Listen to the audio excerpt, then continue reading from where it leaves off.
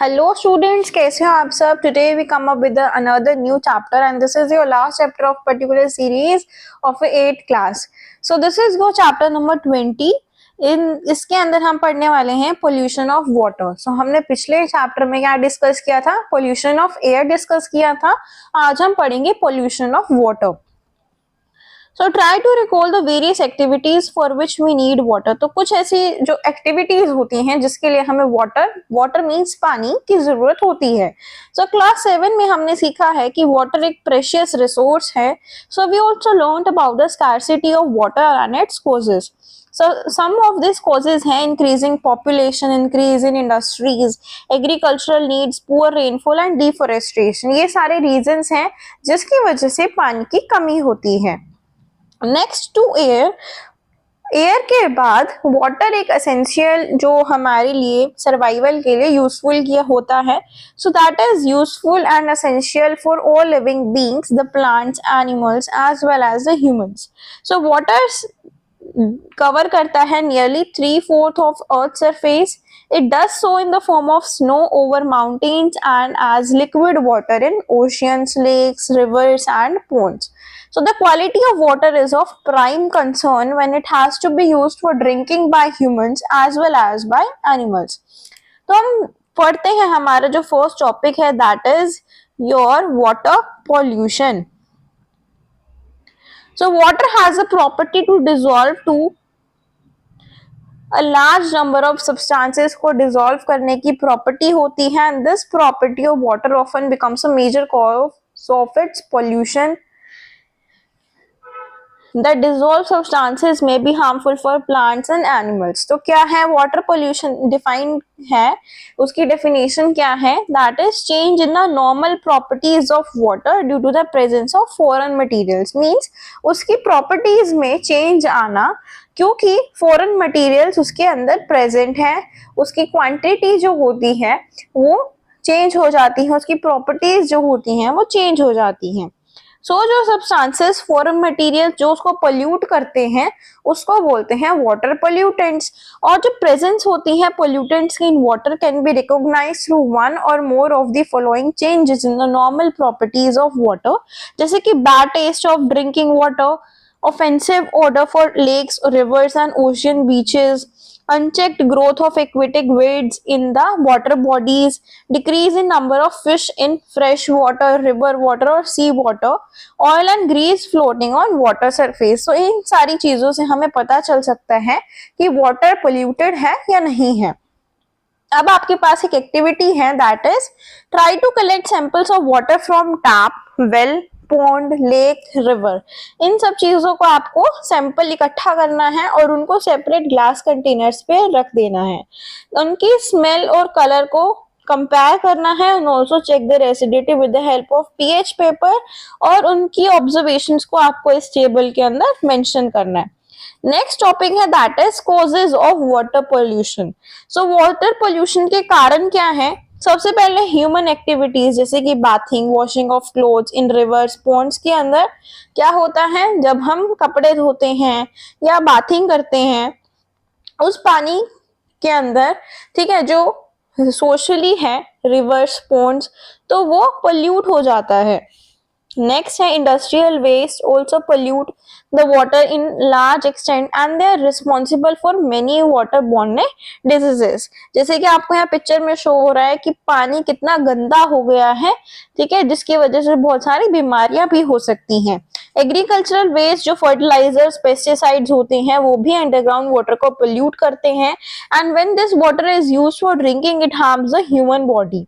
The fertilizers and pesticides also enter different water bodies जहाँ पे chemicals उसके अंदर present होते हैं वो aquatic plants और animals को harm करता है. Domestic sewage of cities is often released into rivers. This sewage promotes the growth of algae and bacteria which use up a large amount of oxygen dissolved in water. So ये सारी चीजें जो हैं जिसकी वजह से ऑक्सीजन का depletion होगा वाटर के अंदर और aquatic animals की जान खतरे में हो सकती है.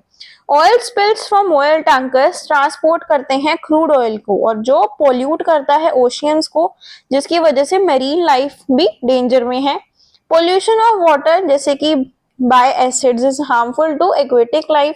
तो हमें क्या करना चाहिए, एसिड रेन के बारे में हमने प्रीवियस चैप्टर में डिस्कस किया था। And when rain water containing high proportions of such acids, तो वो सी वाटर के साथ मिक्सअप हो जाता है और उसको भी पोल्यूट कर देता है। Next is portable water. So portable water क्या है, व्हेन वी गो आउट, तो we prefer to carry out our water bottle along with us. तो जब भी हम बाहर जाते हैं तो हम देखते हैं कि हम हमारी वाटर बॉटल साथ में लेके जाते हैं। So let us understand what kind of water is fit for drinking. So water जो सेफ होती है ड्रिंकिंग के लिए, दैट इज पोर्टेबल वाटर। और portable water does not cause any water borne diseases. So following parameters need to be followed before water is supplied for drinking purposes. तो ये colourless होना चाहिए, सभी स्मेल से फ्री होना चाहिए, सस्पेंडेड इम्प्योरिटी से फ्री होना चाहिए, and it should be tasteless. ठीक है, फ्री फ्रॉम माइक्रो ऑर्गेनिजम्स जो डिजीजेस कोज करते हैं, हार्मफुल केमिकल से फ्री होना चाहिए। अब इसकी प्यूरिफिकेशन कैसे करें? प्यूरिफिकेशन के लिए क्या होगा, तो हमें क्या करना है, सस्पेंडेड इम्प्योरिटीज को रिमूव करना है और हार्मफुल जर्म्स को रिमूव करना है। ठीक है, सो उसके लिए आपके पास एक एक्टिविटी है, take a sample of water and contain suspending impurities आपको उसके अंदर डालनी है। And put a large piece of alum, फिटकरी जिसको हम बोलते हैं, एंड जेंटली रोटेट करना है उसको water inside the water 3 to 4 times, and now take the alum piece out. Observe what happens after some time. So आप देखोगे कि जो सस्पेंडेड पार्टिकल्स थे, जो हैवी थे, ठीक है, वो सेटल डाउन होने शुरू हो जाएंगे और वाटर जो होगा, वो ऊपर का जो पानी होगा वो साफ होना शुरू हो जाएगा। इस प्रोसेस को हम बोलते हैं लोडिंग। अब मेथड्स जो वाटर को सेफ बनाते हैं for drinking purposes, filtration use करते हैं हम, ठीक है, जिसके अंदर सैंड, ग्रेवल, चारकोल का यूज किया जाता है। ये फिजिकल मेथड है जिससे हम इम्प्यूरिटीज को रिमूव कर सकते हैं, and this can done by the method that may be used in the absence of alternative and more advanced methods.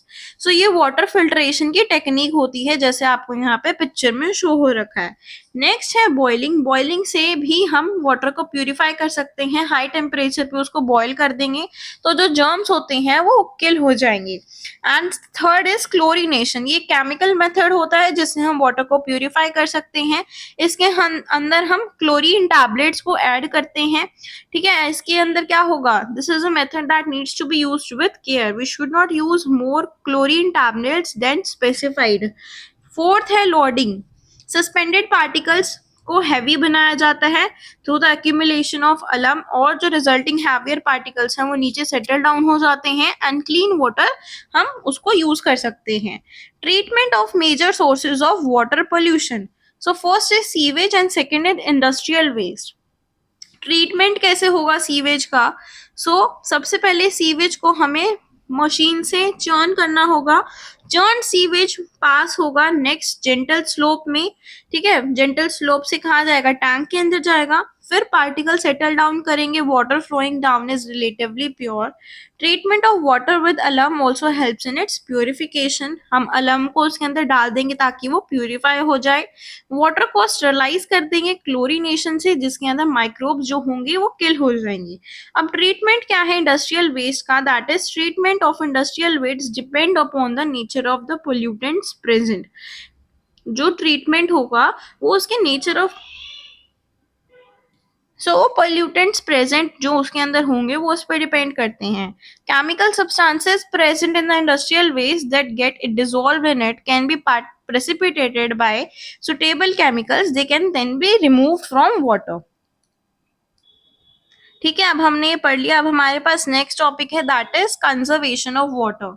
इसका मतलब है हम पानी को कैसे कंजर्व कर सकते हैं, कैसे बचा सकते हैं।